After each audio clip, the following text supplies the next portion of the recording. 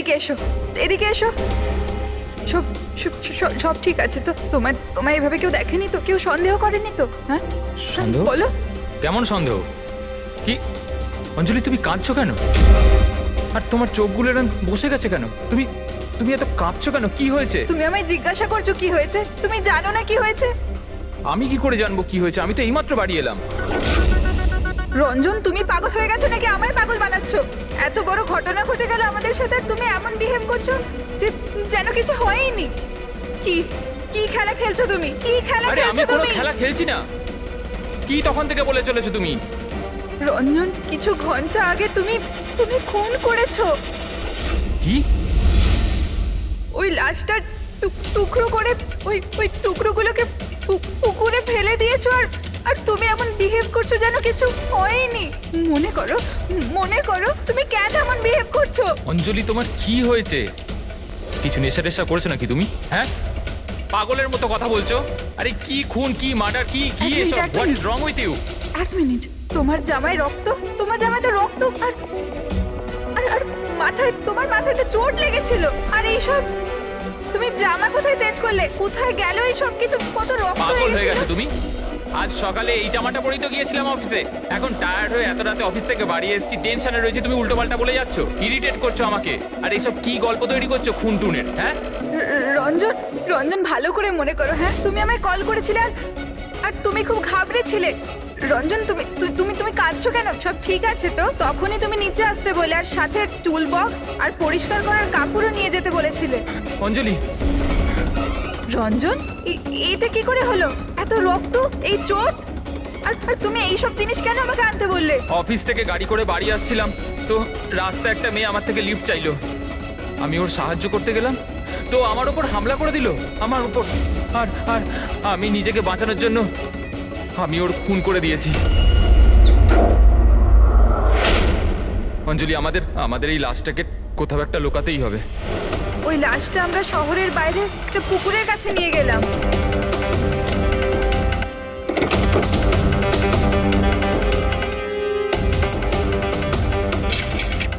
আর সেখানে তুমি বলার পর আমরা লাশটাকে টুকরো টুকরো করেছিলাম, সেগুলো প্লাস্টিক ব্যাগের মধ্যে ঢুকিয়ে আর আর ওই পুকুরে ফেলে দিলাম। আর তারপরে তুমি আমার বাড়িতে ড্রপ করে দিলে আর তুমি বলেছিলে যে তুমি একটু পরেই বাড়ি চলে আসবে। তুমি আমায় এটা বলতে চাইছো যে যাকে আমি চিনতামই না আমি তার খুন করে দিয়েছি? হয় তুমি স্বপ্ন দেখছো, নয়তো তোমার মাথায় কিছু একটা চলছে, সেটা আমি জানি না। আর যদি তোমার কথা একটু সত্যতা থাকে, can you prove it? I will.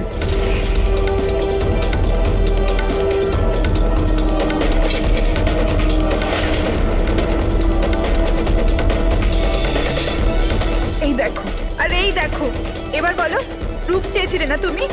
এই দেখো প্রুফ। এবার বলো, এই জামাগুলোতে রক্ত কোথা থেকে এলো? এমনটা নয় তো যে এগুলো তুমিই করেছো আর তুমি আমাকে ফাঁসানোর চেষ্টা করছো? আচ্ছা, এবার আমি বুঝতে পেরেছি। তোমরা সবাই মিলে আমার সাথে ইয়ার্কি মারছো না তো? ওখানে অফিসেও আমার কলিগেরা 1 মাস ধরে উল্টো পাল্টা বলেই চলেছে যে আমি তোকে ওখানে দেখেছি, আমি তোকে এখানে দেখেছি। আর আমি বলে বলে হাঁপিয়ে যাচ্ছি যে আমি ওখানে ছিলামই না। কিন্তু এখন যেটা তুমি করছো না, এটা কিন্তু ভুল করছো। এইসব একটা ইন্টেলিজেন্স চক্রান্ত, যেটা তুমি প্ল্যান করেছো। তুমি খুন করেছো অঞ্জলি, আর তুমি এটাতে আমাকে ফাঁসাতে চাও। আমি যাচ্ছি পুলিশের কাছে। সিআইডি কে ডাকবো। ছাড়ো। কেন এমন করছো? রঞ্জন, রঞ্জন তুমি খুন করেছো, তুমি সিআইডি কে কেন ডাকছো?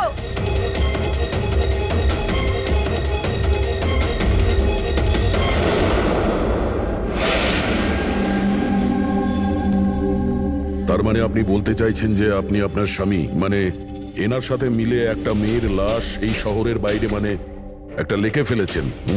হ্যাঁ স্যার, আমি এটাই বলছি। আর এই সব কিছু আমি ওর বলাতেই করেছি। কিন্তু আপনার স্বামী তো বলছেন ইনি কিছু জানেনই না। ইনফ্যাক্ট উনি আমাদের এখানে ডেকেছেন। স্যার, এই মহিলা সব উল্টোপাল্টা বলছে। আমাকে ফাঁসানোর চক্রান্ত হচ্ছে আর এও তাতে জড়িত। উল্টোপাল্টা আমি নয়, উল্টোপাল্টা এ বলছে। প্রথমে নিজের দোষ ঢাকার জন্য আমাকে দিয়ে এই সব কিছু করিয়েছে, আর এখন নিজেই না বলছে। স্যার, আমি আপনাকে সত্যি কথা বলছি। আমি বলেছিলাম না যে আমার হ্যাঁ, ওই একই রকম দেখতে লোকের কথা। যে আপনার বন্ধু অ্যালেক্সরা আপনার মতো দেখতে লোকের সঙ্গে দেখা করছে, কিন্তু এটা মনে হচ্ছে না যে আপনার এই গল্পটা সত্যি কম আর কাল্পনিক বেশি লাগছে। স্যার এই লোকটা আপনাদের মিথ্যে বলছে, আমি সত্যি বলছি। ইনফ্যাক্ট আপনারা তো জানেনও না যে কি হয়েছিল। এমন কি হয়েছিল? স্যার রঞ্জন আমাকে টুল বক্স আর একটা কাপড় নিয়ে নিচে পার্কিং এ ডেকেছিল, আর ওখানেও আমাকে বললো যে ও একটা মেয়েকে খুন করে ফেলেছে। সেখানে আমরা লাশের টুকরো করে জলে ফেলে দিয়েছিলাম। স্যার প্লিজ আমায় বিশ্বাস করুন স্যার, একই রকম দেখতে একটা লোক এরকম করছে, আর না হলে সবাই মিলে চক্রান্ত করছে যেটাতে আমাকে ফাঁসানো হচ্ছে। এক মিনিট, এক সময়ের জন্য চুপ থাকুন, আর আপনি আপনার গাড়ির চাবিটা দিন এক্ষুনি, এই মুহূর্তে। আর এখান থেকে লিখে যাব। একবার এই এভিডেন্সগুলো ফরেন্সিক ল্যাবে যাক, তাহলেই আমরা জেনে যাব যে আপনাদের দুজনের মধ্যে কে সত্যি বলছে আর কে মিথ্যে বলছে।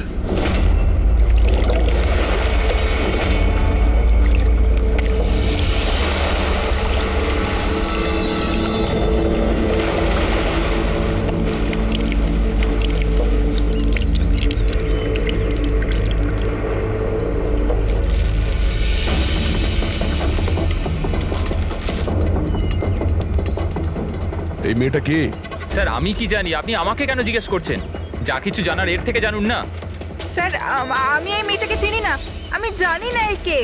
আমি একে মারিনি স্যার, আমি তো ওই সময় শুধু এই লোকটার হেল্প করছিলাম। আমি অনেক রাত অবধি অফিসে ছিলাম স্যার, আপনি চাইলে সিসিটিভি ফুটেজ দেখতে পারেন। চিনের নিচে দেখো, থুতির নিচে স্টিচেস আছে না, আর সেগুলো খুব বেশি পুরনো নয়, মনে হচ্ছে কিছুদিন আগেই ও আঘাত পেয়েছে। পুরবি কোনো না কোনো ক্লিনিক বা হসপিটালে স্টিচগুলো করা হয়েছিল, সেখান থেকে এই মেয়েটার ব্যাপারে জানা যেতে পারে। একটা কাজ করো ফেডরিক, পঙ্কজ, এই বডির টুকরোগুলো আছে না, এই সব কটা আমাদের ফরেন্সিক ল্যাবে পাঠিয়ে দাও, আর এদের দুজনকে আমাদের ব্যুরোতে নিয়ে চলো।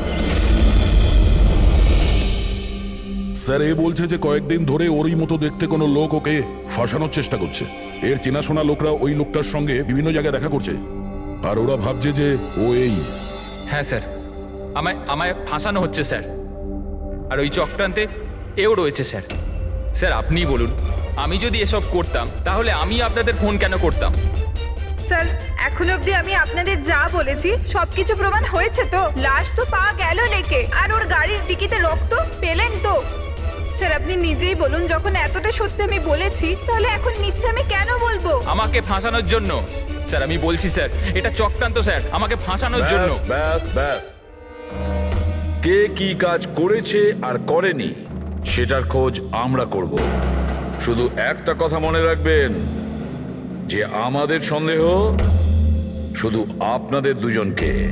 বাট স্যার আমি কিচ্ছু করিনি, আমি নির্দোষ। আমি হতে পারে হয়তো আপনি খুন করেননি, কিন্তু লাশকে টুকরো টুকরো করে লেকে ফেলে দেওয়া এটাও কিন্তু বড় অপরাধ, বুঝেছেন আপনি? স্যার সিসিটিভি ফুটেজ পেয়ে গেছি।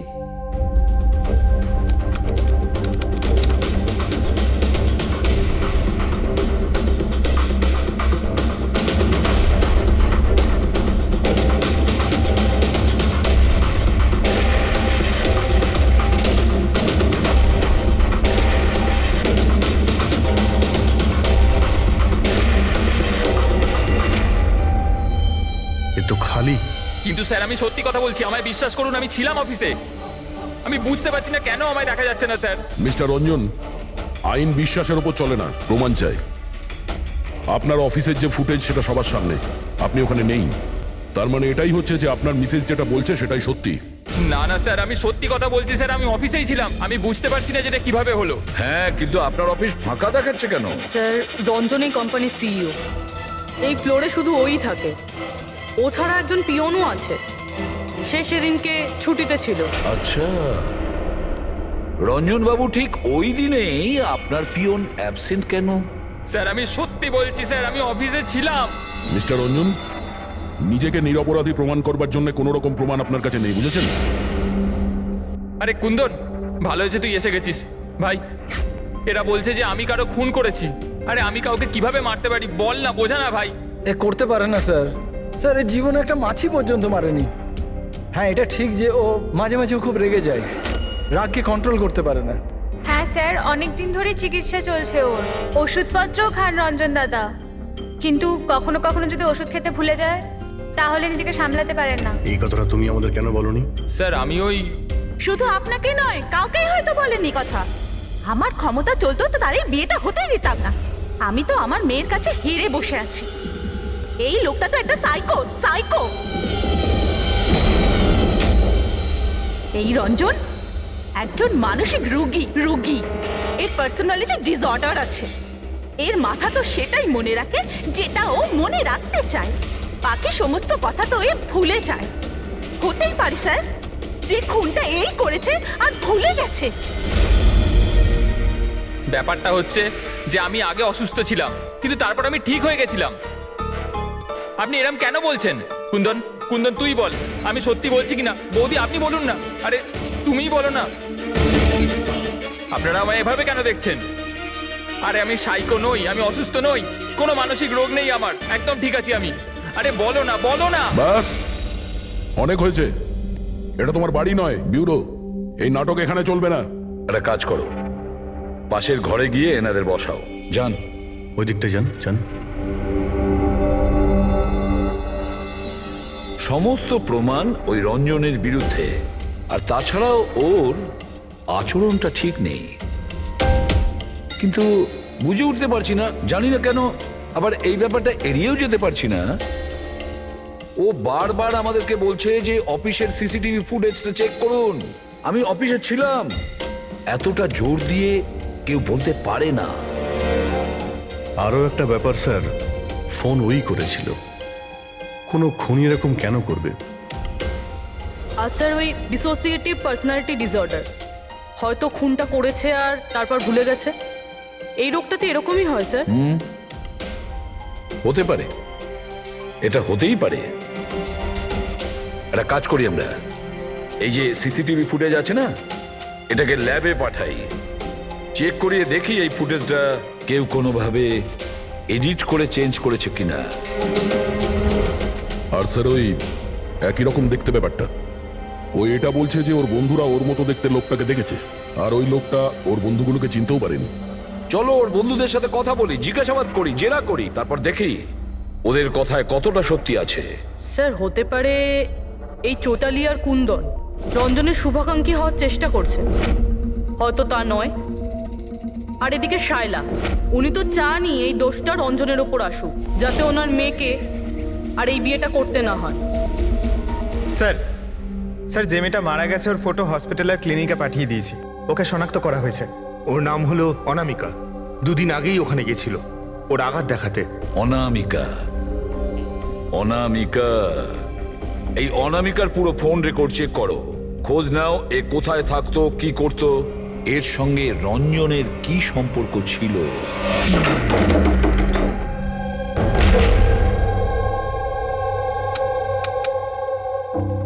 স্যার অনামিকা হসপিটালে এই অ্যাড্রেসটাই দিয়েছিল। এবার কি করি? দেখা যাক, কোনো প্রমাণ নিশ্চয়ই পাবো। একটু আশেপাশে দেখো কোনো প্রতিবেশী আছে কিনা।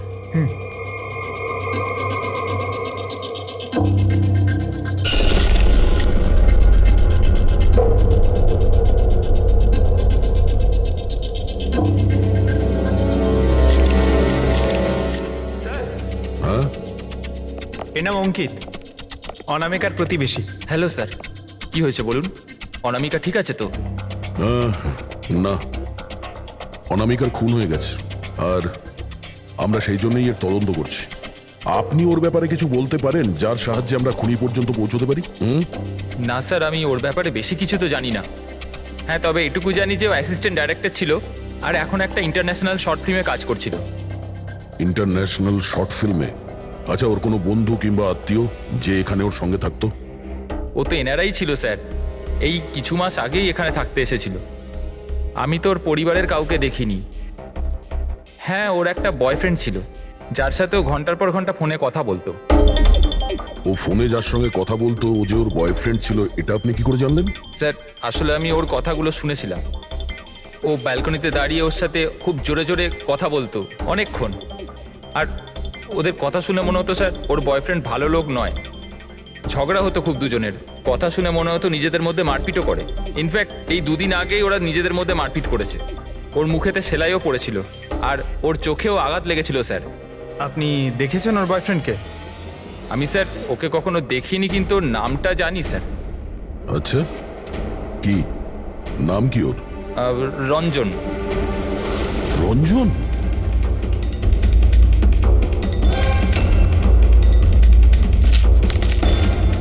স্যার, হ্যাঁ, এই দেখুন, এই অনামিকার পাসপোর্টে এই বার্সেলোনার ভিসা লাগানো রয়েছে। বার্সেলোনা? এ কি স্পেনে যেতে চাইছিল নাকি? স্যার অনামিকা স্পেন থেকেই এসেছিল স্যার, আমি ওদের কথা শুনেছিলাম। স্যার ও বিরক্ত হয়ে গেছিল রঞ্জনের জন্য, সারা জীবনের জন্য স্পেন ফিরে যেতে চাইছিল। স্যার, আমার মনে হয় ওর খুন রঞ্জনই করেছে। ও চাইতো না যে ও স্পেনে চলে যাক।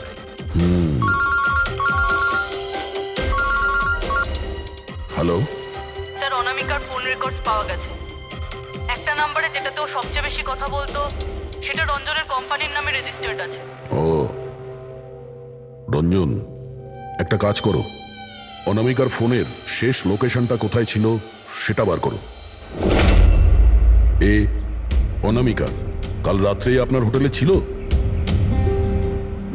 I am not sure sir, ছিল না? আমার তো মনে হয় না।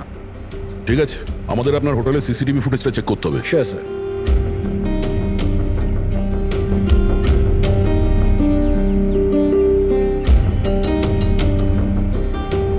এই তো অনামিকা।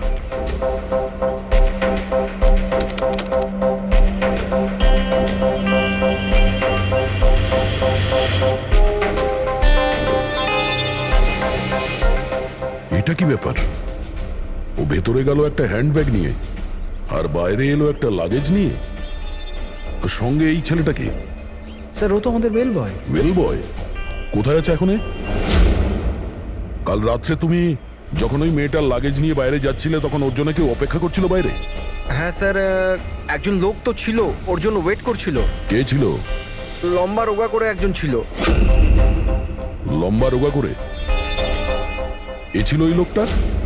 স্যার মনে হচ্ছে তো এরকমই ছিল। দেখে তাই মনে হচ্ছিল মানে? স্যার ও দূরে দাঁড়িয়ে ছিল, তাই আমি ঠিকমতো দেখতে পাইনি।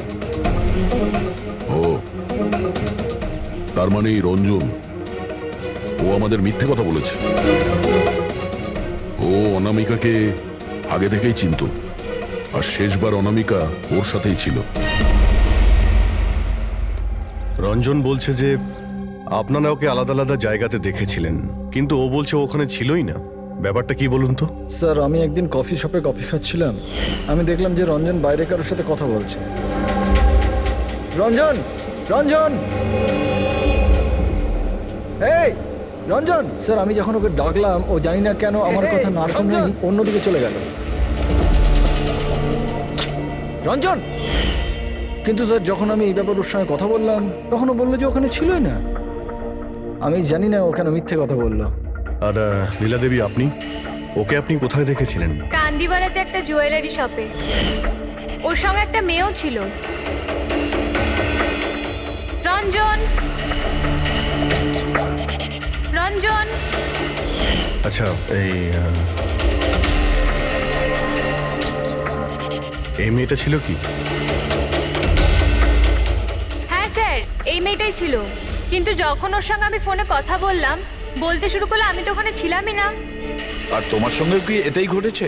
হ্যাঁ স্যার, ও বাজারেতে আমার সামনে দিয়ে যাচ্ছিল, আমি ওকে হাত দেখালাম, হাই বললাম, মদন রে, কিন্তু ও সরাসরি আমায় ইগনোর করলো, অটোতে বসলো, চলে গেল।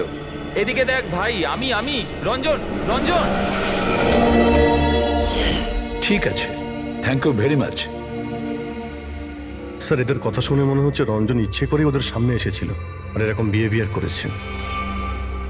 কিন্তু অভিজিৎ, কি কারণ হতে পারে? এরকম ব্যবহার কেন রঞ্জন করেছিল? না না না না, কিছু না কিছু গোলমাল তো নিশ্চয়ই আছে অভিজিৎ। যেখানে যেখানে এরা রঞ্জনকে দেখেছে না, দেখি ওখানে কোনো সিসিটিভি ফুটেজ পাওয়া যায় কিনা।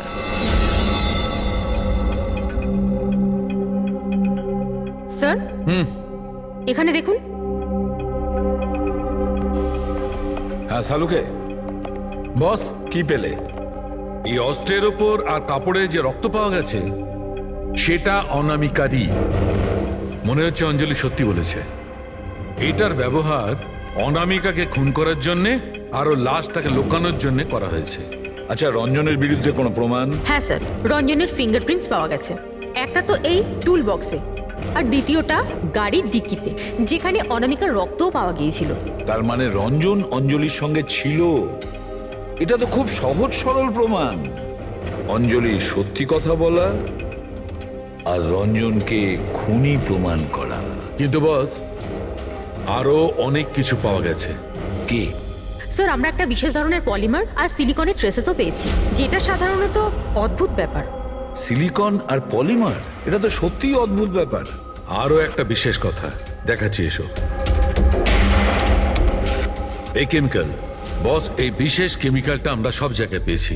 কাপড়ে, টুল বক্সে, অস্ত্রের উপর, সব জায়গায়। আর এটা ছাড়া এই দেখো, এই কিছু সায়ানাইড, কিছুটা ক্লোরাইড, এইসব কেমিক্যাল। সবচেয়ে বড় কথা হচ্ছে, এই যতগুলো কেমিক্যাল আছে এই সিচুয়েশনে এখানে এগুলো থাকাই উচিত নয়। রঞ্জন, এই রঞ্জনের স্বাধীন থাকা চলবে না। রঞ্জনের একা থাকা খুবই বিপজ্জনক। অনামিকার প্রতিবেশীরা বলছে যে তুমি অনামিকার বয়ফ্রেন্ড। না স্যার, কিন্তু তুমি ওকে অনেক মারধরও করতে। না না, এটা একদম মিথ্যে স্যার, ভুল কথা এগুলো। লোকে আমার নামে বিভিন্ন কথা বলে বেড়ায়, কিন্তু সত্যিটা তো হলো যে আমি কোনো অনামিকাকে চিনি না। আচ্ছা, এই তোমার ক্রেডিট কার্ডের বিলস, এগুলো তো চেনো না? এই দেখো, এই অনামিকার বার্সেলোনার ফ্লাইটের টিকিট তোমার ক্রেডিট কার্ড থেকে কেনা হয়েছে। আর ও যে নাম্বারটায় ঘন্টার পর ঘন্টা কথা বলতো সেটা তোমার কোম্পানির নামে রেজিস্টার করা আছে। আর সব থেকে বড় কথা, তোমার গাড়ির ডিকিতে অনামিকার রক্তের ছাপ পাওয়া গেছে। আর তুমি কি মনে করছো যে আমরা ওর কথা শুনে তোমার উপর দোষ চাপাচ্ছি? এই সমস্ত প্রমাণই যথেষ্ট এটা প্রমাণ করার জন্য যে তুমি অনামিকাকে খুন করেছো। না স্যার, আমি কারোর খুনটুন করিনি। আর স্যার, এই ক্রেডিট কার্ড, স্যার আমার কাছে তো অনেক ক্রেডিট কার্ড আছে স্যার। আর স্যার, আমি আজ অব্দি আমার ক্রেডিট কার্ড দিয়ে কখনো বার্সেলোনার টিকিট বুক করিনি। তাহলে উল্টোপাল্টা কথা বলা বন্ধ করো রঞ্জন। অনামিকা তোমার গার্লফ্রেন্ড ছিল আর তোমার জন্য বিপদ হয়ে দাঁড়িয়েছিল, আর ওর হাত থেকে মুক্তি পাওয়ার জন্য তুমি ওকে খুন করে দিলে। আর শুধু খুন করলে না, তার সাথে আমাকেও ফাঁসিয়ে দিলে। না, আমি এরম করিনি অঞ্জলি, আমার কথাটা বোঝার চেষ্টা করো তুমি। বৌদি, মানছি যে সমস্ত প্রমাণ এটাই ইঙ্গিত করছে যে রঞ্জনী খুনটা করেছে, কিন্তু কিছু প্রমাণিত হয়নি এখনো। আপনারা প্লিজ আমাদের কাজ করতে দিন। দেখো রঞ্জন, তোমার নির্দোষ হওয়ার কোনো প্রমাণ তোমার কাছে নেই। আর খুনের সময় তুমি কোথায় ছিলে এর কোনো সাক্ষীও নেই। আর তোমার ওই অফিসে সিসিটিভি ক্যামেরা ফুটেজ, ওর মধ্যে তুমি উধাও। অনামিকার হোটেলের বাইরে তোমার গাড়ির দাঁড়িয়ে থাকা, তোমার গাড়ির ডিকিতে অনামিকার রক্ত পাওয়া, ফোন রেকর্ড, ক্রেডিট কার্ড বিলস, তোমার বাঁচার আর কোনো রাস্তা নেই। এই একই রকম দেখতে অ্যাঙ্গেলটা একবার পরিষ্কার হয়ে যাক, তারপর তোমাকে অ্যারেস্ট না করার কোনো কারণ আমাদের কাছে থাকবে না। ততক্ষণের জন্য তুমি এখানে নিজের বাড়িতেই নজরবন্দি থাকবে, ফ্রেডির তত্ত্বাবধানে। আর আপনারা তদন্ত শেষ না হওয়া পর্যন্ত আপনাদের মধ্যে কেউ এখান থেকে যাবেন না। ফ্রেডি, নজর রেখো। Sir, sir please sir, sir আমার কথাটা বোঝার চেষ্টা করুন, আমি কিচ্ছু করিনি। পূরবী, তুমি কি বলছো তুমি খেয়াল করেছো? হ্যাঁ স্যার, স্যার ইমেজ ফরেন্সিক এক্সপার্টরা কনফার্ম করেছেন এই রঞ্জনের ফুটেজের সাথে এডিট করা হয়েছে।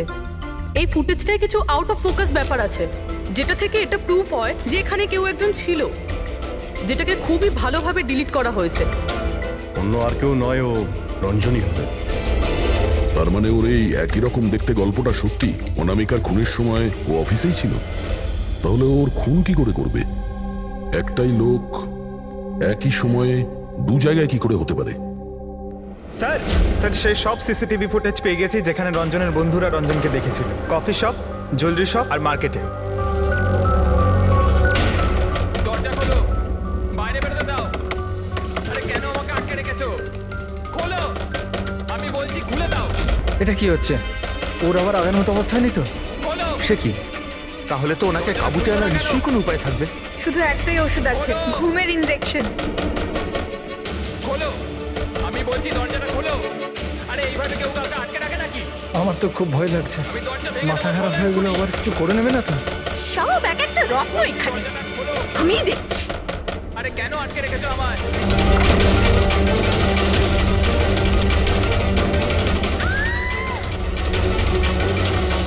এই রঞ্জন, এই রঞ্জন, রঞ্জন দাঁড়াও বলছি। মা, মা,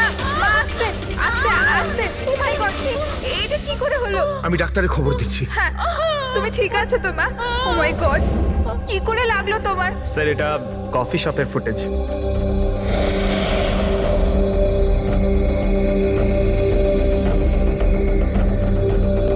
স্যার এবার জুয়েলারি শপ।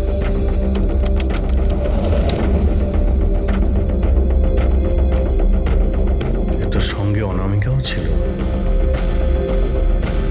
এখনো পর্যন্ত সবকিছু তো নর্মালি লাগছে।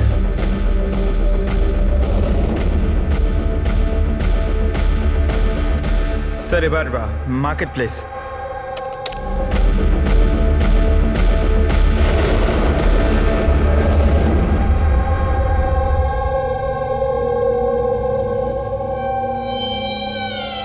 পঙ্কজ, একটু রিওয়াইন্ড করো। হ্যাঁ, আগে ওই রঞ্জনকে জুম করো।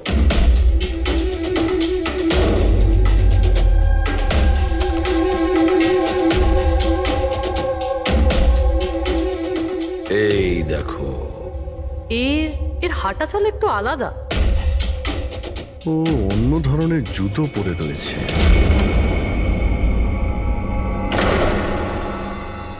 কিন্তু এটা কি? দয়া ওয়াকিং বুট পরেছে, ওয়াকিং বুট।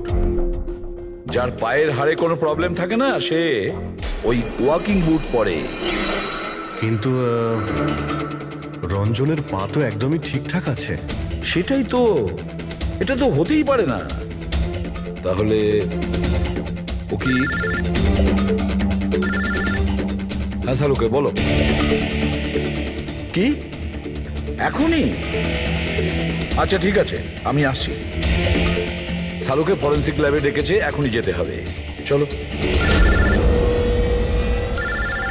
হ্যাঁ ফেডরিক বলো, কি বললে তুমি? ঠিক আছে, হ্যাঁ ওখানেই থেকো। ফ্রেডরিক বলছিল রঞ্জন পালিয়ে গেছে শায়লার ওপর আঘাত করে। কিন্তু ফ্রেডি তো ছিল ওখানে। সেটাই তো। একটা কাজ করো দা, তুমি আর পঙ্কজ ওখানে চলে যাও, আমরা ফরেন্সিক ল্যাবে যাচ্ছি।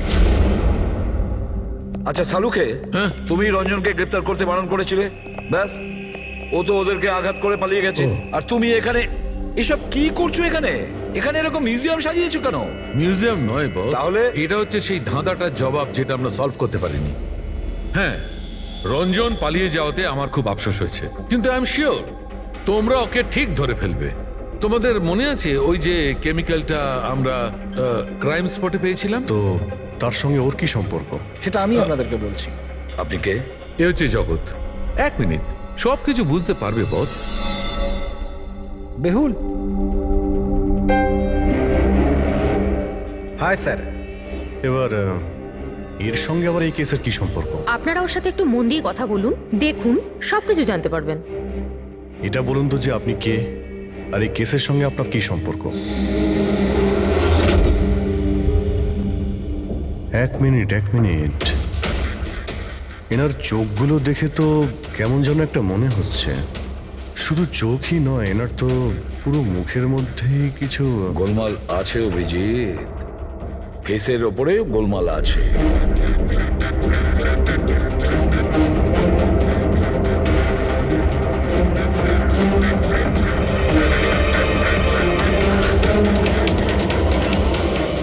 ও আরে থ্যাংক ইউ বেহুল। এটা কি? আমি বলছি বস, ওই কেমিক্যালস যেটা ক্রাইম স্পটে পাওয়া গেছিল, আসলে ওই কেমিক্যালটা এই ধরনের মাস্ক আর নকল রক্ত তৈরি করতে কাজে লাগে। বিশেষ করে এই সিলিকন মাস্ক, যেটা ওই সিনেমাতে ব্যবহার হয়। সব থেকে বড় ব্যাপার হচ্ছে এর মধ্যে চোখের পাতা থাকে না, আর চোখের জন্য এখানে গর্ত একটা থাকে আসল মুখের মতো, যাতে যে এটা পড়বে তার আসল চোখটা এই গর্ত থেকে বেরিয়ে এসে যাতেও দেখতে পায়। আর স্যার, এটাকে বানানো কিন্তু অত সহজ নয়। হাই কোয়ালিটির সিলিকন আর পারদর্শী লোকই এটা বানাতে পারে। লেটেস্ট টেকনিকের জন্য স্যার, এটা যে পড়বে তার যে মুখের ভাব, সেটাই মাস্কে ফুটে উঠবে। এর থেকে তো একটা কথা পরিষ্কার অভিজিৎ, কেউ রঞ্জনের মতো দেখতে হুবহু একটা মুখোশ বানিয়েছে, একটা মাস্ক বানিয়েছে। রঞ্জনের মতো হাইটের কেউ ওরই মুখের মতো কোনো মাস্ক বানিয়েছিল আর লোকেদের বোকা বানাচ্ছিল। হ্যাঁ, আর সেই জন্যই সবাইকেও দূর থেকে দেখা দিয়েছিল, কারণ যদি কাছে আসতো তাহলে সবাই বুঝে যেত ও কোনো মাস্ক পরে আছে। আর স্যার অঞ্জলি, ও তোর সাথেই ছিল, ওর সাথে কথাও হয়েছে, ওর সাথে লাশটা লুকোনোর চেষ্টা করেছে। ওর মুখে রক্তও লেগেছিল, আর ওখানে লাশগুলোকে কাটছিল আর লুকিয়ে রাখার চেষ্টাও করেছিল, তাই হয়তো তাড়াহুড়োতে কোনো খেয়ালই করেনি। আর তাছাড়াও এই যে একই রকম দেখতে না, নিশ্চয়ই ওর পায়ের হাড়ে কোনো প্রবলেম ছিল, তাই ও ওয়াকিং বুট পরেছিল। আর এই মাস্ক তৈরি করাও এত সহজ নয়। স্যার, এই মাস্ক ফিল্ম প্রজেক্টেই কাজে লাগে। ও হ্যাঁ, তবে এটুকু জানি যে ও অ্যাসিস্ট্যান্ট ডাইরেক্টর ছিল আর এখন একটা ইন্টারন্যাশনাল শর্ট ফিল্মে কাজ করছিল। স্যার, দয়া বলছিল যে অনামিকা ও নাকি কোন ইন্টারন্যাশনাল শর্ট ফিল্মে কাজ করছিল। ওর পক্ষে এগুলো করা তো খুবই সহজ। তার মানে ও রঞ্জনের গার্লফ্রেন্ড ছিল না, ওকে নিজেরই খুনে ফাঁসানোর চেষ্টা করেছিল। সেই জন্যই ও বেলবয়কে গাড়ি অব্দি নিয়ে গিয়েছিল। স্যার নিজের প্রতিবেশীর সামনে রঞ্জনের সাথে ফোনে কথা বলার নাটক করেছিল। মানলাম অভিজিৎ, আমি মানলাম, কিন্তু কেউ নিজের মৃত্যুর ষড়যন্ত্র নিজে কেন করবে? মানে আমি বলতে চাইছি, অনামিকা তার নিজের মৃত্যু কেন নিজে ডেকে আনবে? না না না না, কিছু তো একটা গোলমাল আছেই। কেউ তো একজন আছে যে অনামিকাকে শিখণ্ডি খাড়া করেছে, আর সেই পুরো কেসটার মাস্টার মাইন্ড, বুঝেছো? আপনাদের মাথা খারাপ আছে? ফ্রেডি ইনজেকশন নেওয়ার জন্য ভেতরে গেছে আর তোমরা ওই লোকটাকে ছেড়ে দিলে। আমরা তোকে পালাতে দিইনি, আমরা কি দরজা খোলার কি দরকার ছিল? ওই লোকটা যে মানসিক অবস্থা নিয়ে এখান থেকে পালিয়ে গেছে, কে জানে কার সাথে কি করে দেবে। শায়লা দেবীর ওপর হামলা করেই দিয়েছে। স্যার, একটা কথা বুঝতে পারলাম না, ওরা তোমাদের দুজনের সামনে থেকে পালালো আর তোমরা ধরতে পারলে না ওদের? স্যার, আমরা খুব ভয় পেয়ে গেছিলাম, আর সব কিছু এত তাড়াতাড়ি হলো। স্যার, আমরা যদি মাঝখানে আসতাম তাহলে আমাদের উপরও তো হামলা করতে পারতো না স্যার। হ্যাঁ, যেমন ভাবে আন্টিকে হামলা করেছিল আমাদেরও করতে তাহলে। হ্যাঁ, এক মিনিট, শায়লা দেবীর ওপর হামলা? কিন্তু কিভাবে? ওর কাছে অস্ত্র কি করে এলো? এখানে তো কোনো অস্ত্র ছিল না, আমরা সমস্ত অস্ত্র সরিয়ে দিয়েছিলাম। হ্যাঁ স্যার, শুধু ঘরে কেন, কিচেনেও সবজি কাটার কোনো ছুরি পর্যন্ত নেই।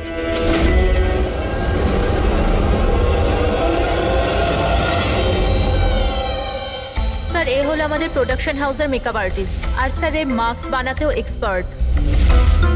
তুমি অনামিকার জন্য মাস্ক বানিয়েছিলে, তাই না? বানিয়েছিলে কি না? হ্যাঁ স্যার, উনি আমাকে টাকা দিয়েছিলেন, আর এটা তো আমার কাজই স্যার। তাহলে এটাও বলে ফেলো যে কাজটা কার জন্য করেছিল, এই মাস্কটা কার পরার কথা ছিল। বলো তাড়াতাড়ি বলো, সময় নেই আমাদের। আর হ্যাঁ, যার মুখের তুমি মাস্ক বানাও তার মাপ নেওয়ার দরকার আছে, ম্যাপিং করার দরকার আছে। হ্যাঁ স্যার। কার জন্য বানিয়েছিল ওই মাস্ক? কে ওই মাস্কটা পরতো? বলো তাড়াতাড়ি।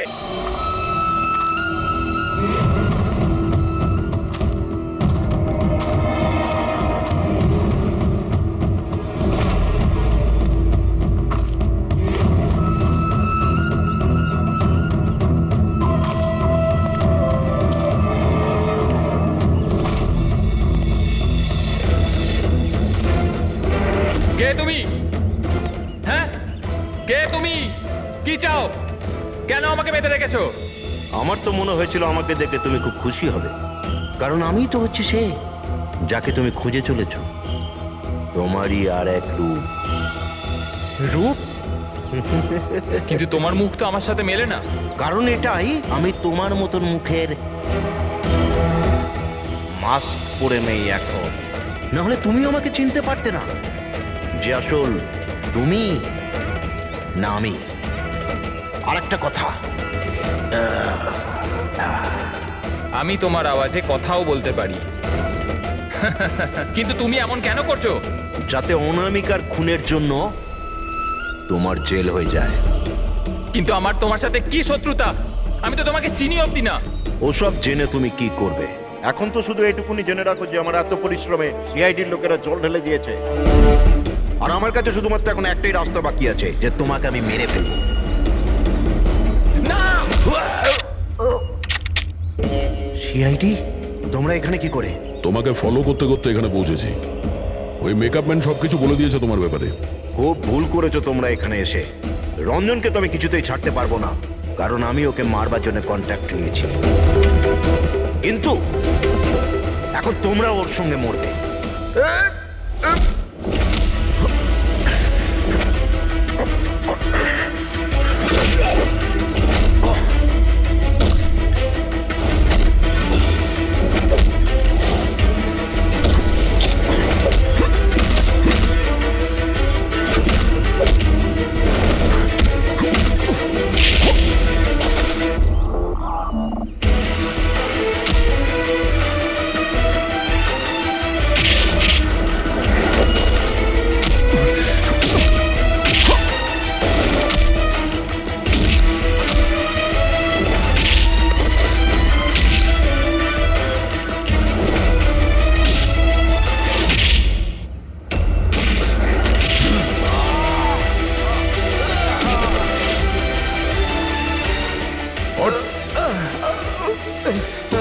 কন্ট্রাক্ট দিয়েছিল?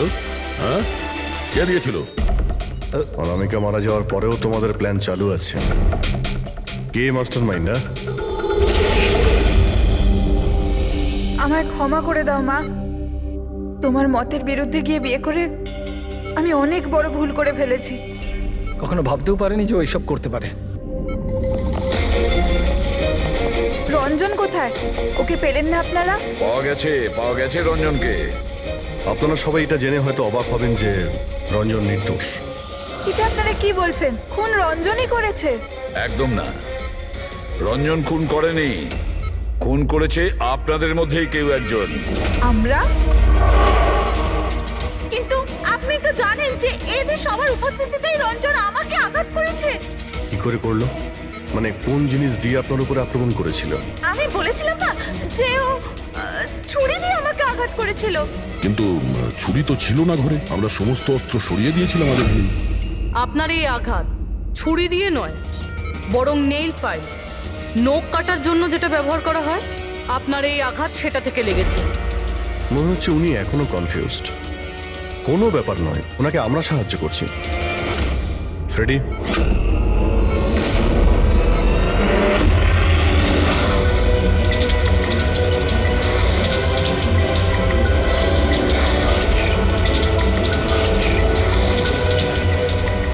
শাইলা ম্যাডাম, আমরা জানতে পেরে গেছিলাম অনামিকার প্রতিবেশী অঙ্কিত এসবের সঙ্গে যুক্ত।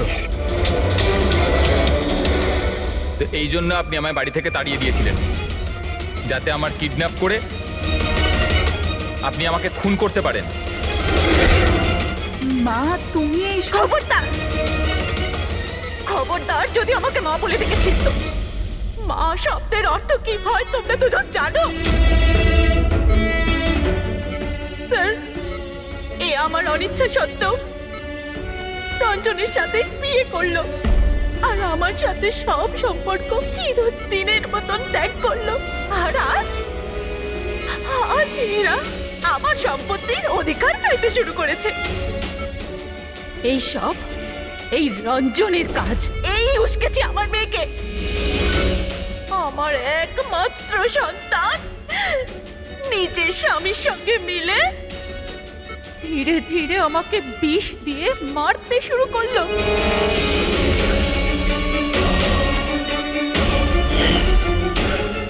দুভোটা তাড়াতাড়ি করো অঞ্জলি, এটা নিয়ে গিয়ে মায়ের ঘরে রেখে দাও, যাও।